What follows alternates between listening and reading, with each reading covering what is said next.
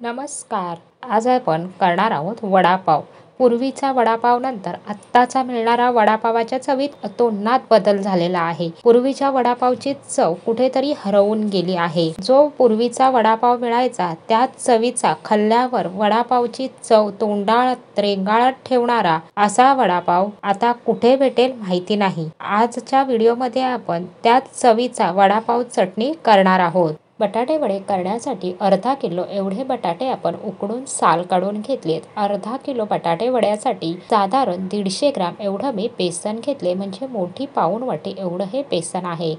150 ग्राम बेसनसाठी अर्धा चमचा मी मीठ घातलंय. तुम्ही चवीनुसार मीठ घालून घ्या. बेसन आणि मीठ आपल्याला मिक्स करून घ्यायचंय. थोडं थोडं पाणी घालून पीठ फेटून घ्यायचंय. वडा करण्यासाठी मी जे बेसन पीठ घेतले ते घराचंच घेतले. तुम्ही विकतचं सुद्धा बेसन पीठ इथे घेऊ शकता.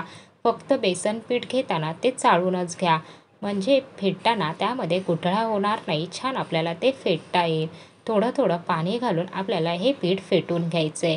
150 ग्राम बेसन पीठ आहे, त्यासाठी साधारण अर्धा कप किंवा पाऊण कप एवढं पाणी लागू शकतं. पाणी आपल्याला साधंच वापरायचं आहे. इतपत हे सैल ठेवलंय, तुम्ही इथे बघू शकता.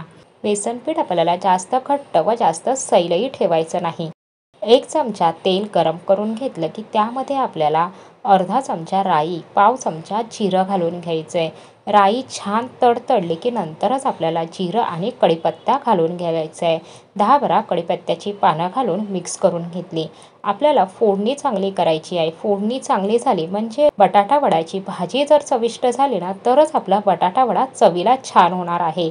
मी इथे अर्धा चमचा धने हलके भाजून ते खलबत्त्यामध्ये कुटून घालून घेतलेले आहे. वडापाव करताना धना पावडरचा वापर करू नका. धनेच आपल्याला इथे हलके भाजून खलबत्त्यामध्ये कुटूनच घालायचे आहेत. 1 चमचा मी इथे आलं आणि लसूण ठेचून घेतलाय, तो घालून घेतलाय. बटाटा वडा करताना आपल्याला आलं लसूणच्या पेस्टचा वापर करायचा नाही, तर लसूण आणि आलं ठेचून घालायचं आहे.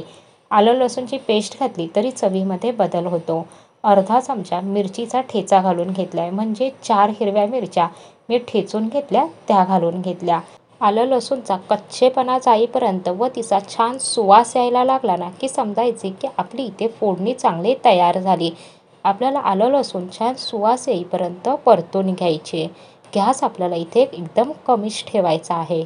आलं लसूणचा ठेचून आपण ठेचा घातला ना, त्यासाठी इथे 15 ते 20 लसणीच्या पाकळ्याने 1 इंच आलं आपण ठेचून घेतलं.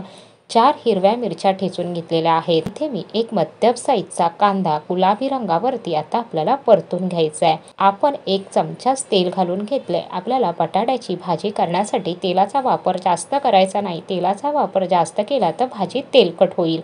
आपण पूर्वीच्या चवीचा इथे बटाटा वडा करतोय, त्यासाठी आपल्याला आलं आणि लसूण ठेचून घालायचं. आलं लसूणच्या पेस्टचा वापर करायचा नाही.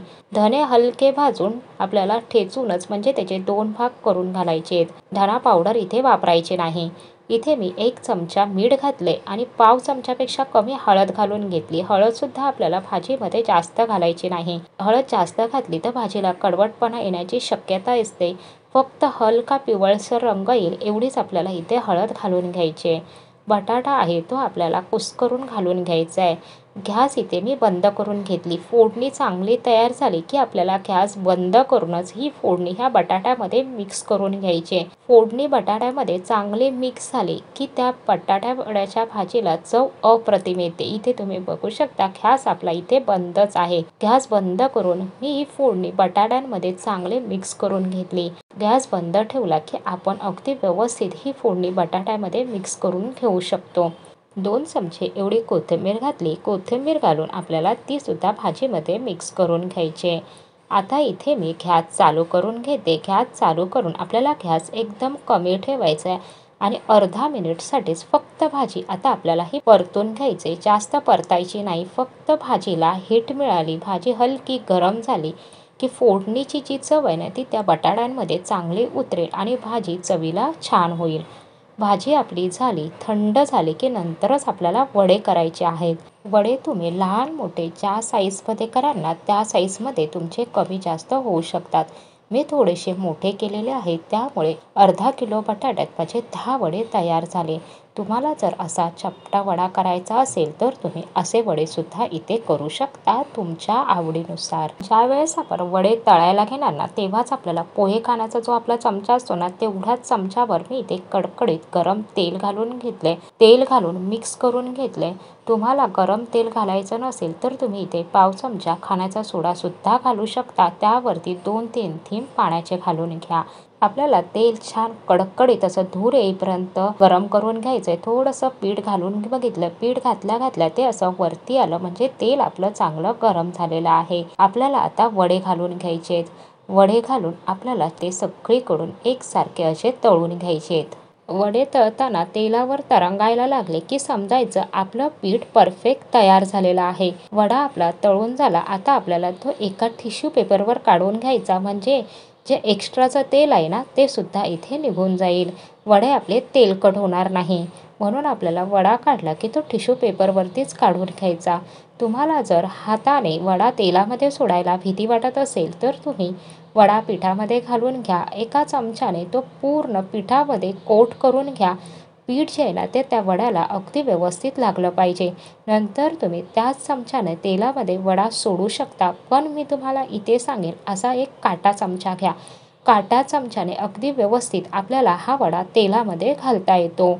मी इथे आता हा काटा चमच्याने तुम्हाला वडा घालून दाखवते. ह्या पद्धतीमध्ये तुम्ही काटा चमच्याने अगदी परफेक्ट वडा तेलामध्ये घालू शकता. वडा आपल्याला जे पहिले वडे आपण तळले ना गॅस मध्यम ठेवून तसेच आपल्याला हे सुद्धा आता तळून घ्यायचे आहेत. वडे तळून झाले की आपल्याला इथे आता बेसनचा असा चुरा करून घ्यायचा आहे. चुऱ्यापासून आपण करणार आहोत चटणी आणि अगदी चुरा वडा असतो ना तो वडा सुद्धा आपण इथे करणार आहोत. इथे आपल्याला हे बेसन पिठाचीच मी अशी शेव सारखं घालून घेतलं. छान गॅस मध्यम ठेवून आपल्याला ही तळून घ्यायची आहे.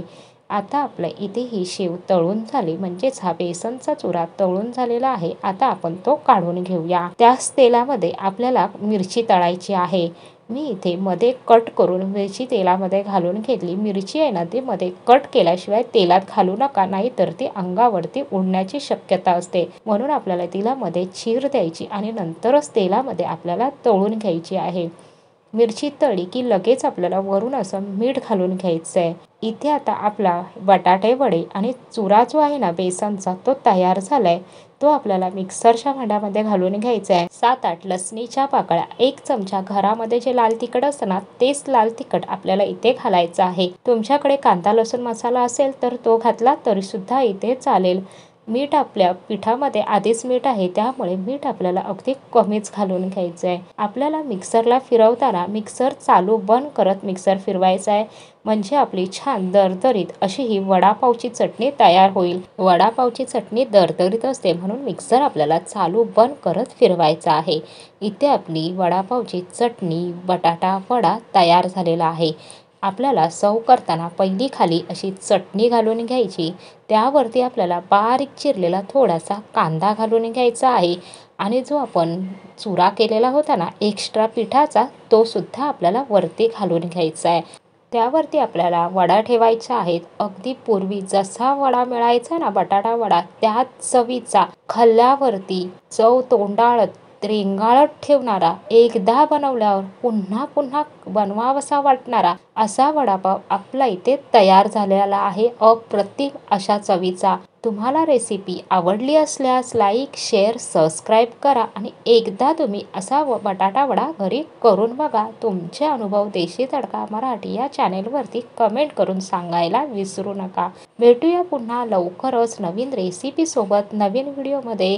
रेसिपी संपूर्ण पाहिल्याबद्दल तुमचे मनपूर्वक धन्यवाद.